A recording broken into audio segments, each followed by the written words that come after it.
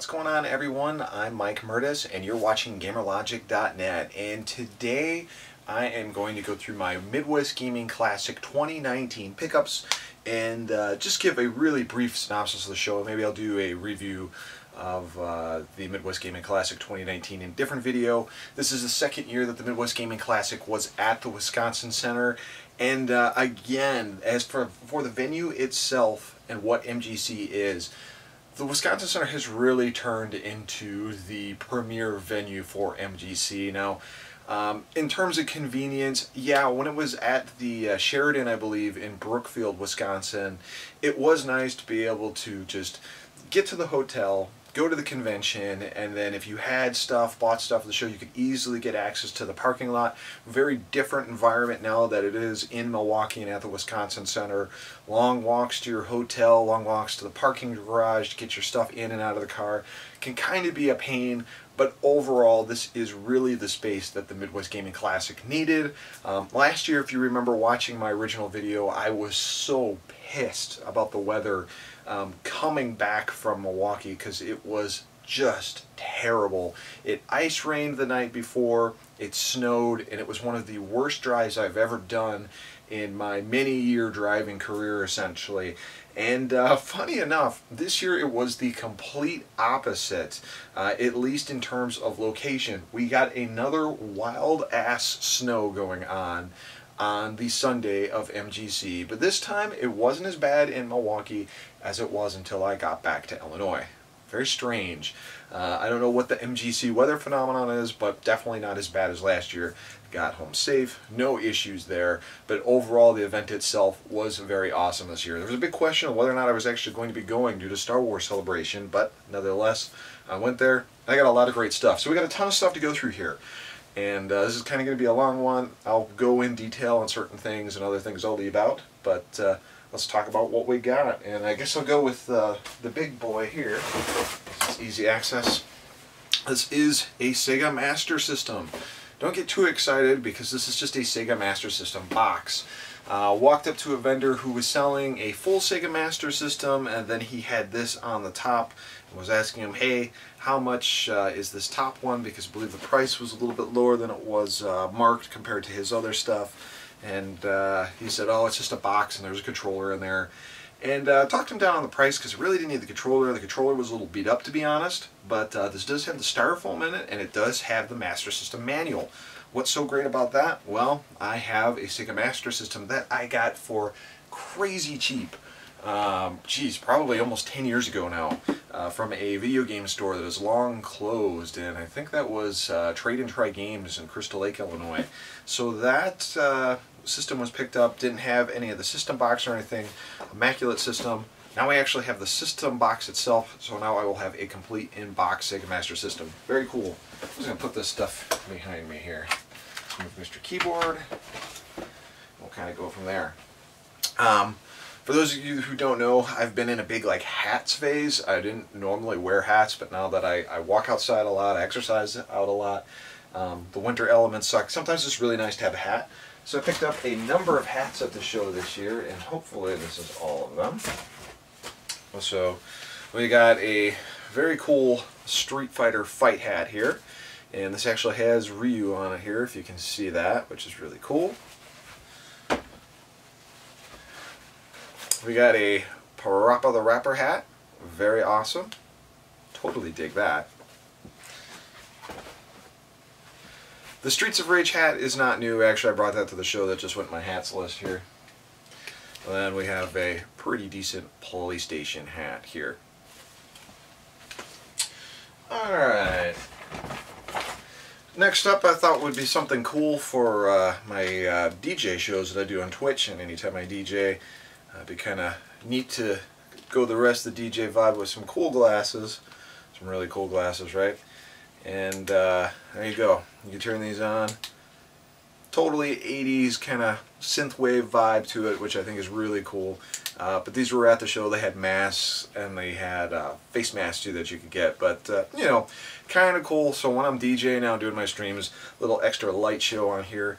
Though I can hear the unit doing some beeping here. I don't know if that means low battery or what, but I think they're cool.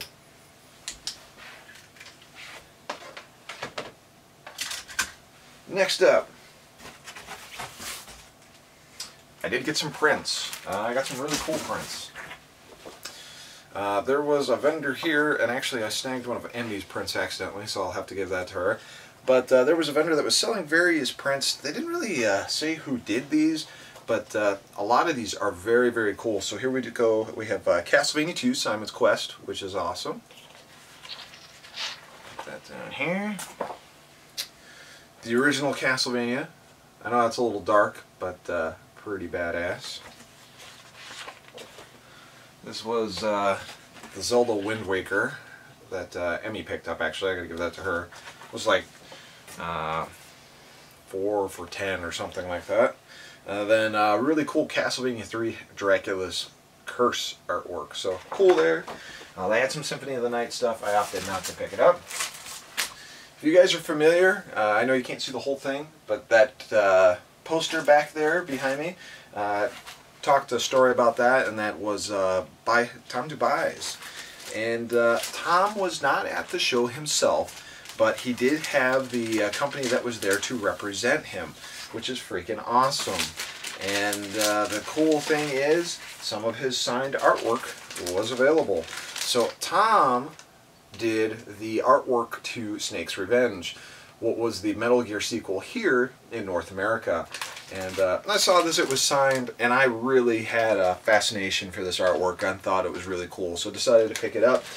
And it seems that Tom has some official representation now as far as getting prints and stuff. So you can go here. This is Retro Graphic Books LLC presents signed art prints by Tommy Konami. I love that. Dubai. You can go to their website, which is retrographicbooksllc.com, and then there you have prints available at teespring.com/stories retro-gaming. retro-graphic-books-LLC. So check that out. I'll put this here. Hopefully you guys can see it. I have the camera on manual focus here, so I don't know if you're going to be able to completely see me or not. Let's get a little classic, right? I have a thing for vintage Nintendo stuff, especially 80s Nintendo stuff. I would have loved this stuff as a kid. Love lunch boxes here, and here we go. We have a 1988 Super Mario Brothers lunchbox here. We pop this guy open, and he comes with a thermos. And the thermos is actually in pretty decent shape, which is cool. It actually came with a Mario hat too. This thing is pretty ancient. I was hoping this would fit the Mario figurine I have, but I saw this vintage Nintendo. Cool, too cool. I bought this specifically for work. This is an F-bomb, so bam, dropping the F-bomb. A number of controllers for sale at the Midwest Gaming Classic. Specific controllers I was actually looking for. These are the Retrobit officially licensed Sega controllers. And these sold out super quick on Amazon.com. Pretty much any retailer that was selling them. And thankfully they were plentiful at the show, and they weren't marked up, which is even better. So I did get a Sega Saturn controller. I actually got 2 of these. These reviewed really well. Very cool. And because I have a lot of 6-button Genesis controllers, but just wanted to get it to try it out, we have the Genesis 6-button arcade pad. This one's cool. This is the Tribute 64, also from Retrobit. I think these are brand new. These are cool. A little different stick feeling for the Nintendo 64, which I'm excited about. And here is the second Saturn controller I picked up. Got this from a vendor that was selling Japanese toys. This is JoJo's Bizarre Adventure, and this is Jotaro from, this isn't Golden Wind, this is, what is this? Diamond is Unbreakable. Love JoJo's Bizarre Adventure, all the arcs. The third arc is actually my favorite, Stardust Crusaders, but very cool. And the very bottom here, you guys know that I upconvert VHS tapes. And one of my biggest upconverts is the Street Fighter VHS tape I have from Capcom. So I picked this up. I know this is probably available anywhere on YouTube, but I do it my way, so that'll probably be a potential upload. I've got some miscellaneous games in here. See if I don't drop this stuff. And I did. So I picked up some games. This I had to base it on artwork. This almost looks like an East title, but we got that. We got Folklore, which is a game I was talking about with Emmy for a while, PS3 RPGs. And this one seems pretty interesting. Only saw it at GameStop, never picked it up. We got a cheap copy of ESPN National Night Hockey. I'll tell you why I picked that up in a few minutes. I forgot I picked up this one. This is Splatterhouse. Splatterhouse for the NES. And this is actually a reproduction cartridge of the Famicom version of Splatterhouse. It's kind of the cute chibi art style deal, which is neat. What else is in here? Plastic bag. Got some more Famicom titles here. Bomberman. Tetris Flash, which I hear is pretty cool. And then the Japanese version of Gargoyle's Quest. And there's two more in here. Bomber King, which I think is a sequel to Bomberman. And Afterburner. Love my Afterburner. Okay, we're getting to the two big ones that I think were probably my favorite finds. Oh, actually I lied. I have some more over here. When you get a little tired, nothing says awesome like a Famicom neck pillow. That was pretty cool. There was a vendor that was selling some really cool stuff and they had this. This was their only one. Really loved it. Had to pick it up. Hopefully my cat doesn't hump it. Old School Retro Gaming Magazine was available at the show. They were giving free magazines. You can do subscriptions. I've had off and on subscriptions with them. They're a little short. I wish their issues were a little bit longer, but right now they're probably the most prolific retro gaming magazine in North America as far as sticking to it and coming out on their actual promise dates and delivering content. For me, the magazine is hit or miss, but I will say that they did do an app for the Midwest Gaming Classic this year. It was really handy in terms of scheduling and going to panels and stuff like that. Really enjoyed it. So be sure to check those people out. Old School Gaming Magazine. The Yeti was also at the Midwest Gaming Classic. Decided to pick up some records. So we got Symphonies of the Night, which is the Shovel Knight Symphony, and down it went. Thank God they didn't go out with the record. We got the Black Materia here, which covers Final Fantasy. So this has Cloud's theme, Tifa, Avalanche, Aerith, the Turks, Sid, Cry of the Planet, One Winged Angel is on there. So I'm looking forward to this guy. And this is YM 2017. I've not checked this one out yet, but looking forward to it. So that all that stuff there. Sorry guys, I know this is the guerrilla style video, but I wanted to get this out before I decided not to do it. So finally, my two big purchases that I was really looking for a while and did find them at MGC. First, a complete in-box original Famicom. The guy told me that the Famicom on here is absolutely beautiful. It is sealed right now. I guess these aren't sealed when they're in Japan, but we gotta pop this guy open and see how it is. I do have a Famicom. I think I have two Famicoms actually. Now I'll probably have three, but a boxed Famicom is what I was really looking for. I have a boxed Famicom AV. I love the Famicom. The original Famicom was actually the first import system that I can recall buying.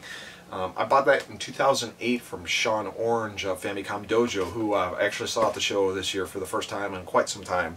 But I wanted to have a complete boxed version of the system, so here we go. And finally, the big boy that I wanted to get. I have been looking for one of these for a while. This one works really good. Thus the reason that I bought the hockey game for Sega CD, and this is a Sega CD Model 1. It came with the Genesis on the top. Genesis 1 is in pretty good shape. Don't really need a Genesis 1. We'll probably end up selling this guy. But the Sega CD Model 1 is something I've been looking for a while, and it'll fit nicely with my Analog SG. So cool to finally have this front-loading unit. Did test it, did work great. I'll have to do some in-depth testing with it and kind of go from there. But overall, a tremendous year in terms of pickups at Midwest Gaming Classic. I hope you guys enjoyed watching. Take it easy.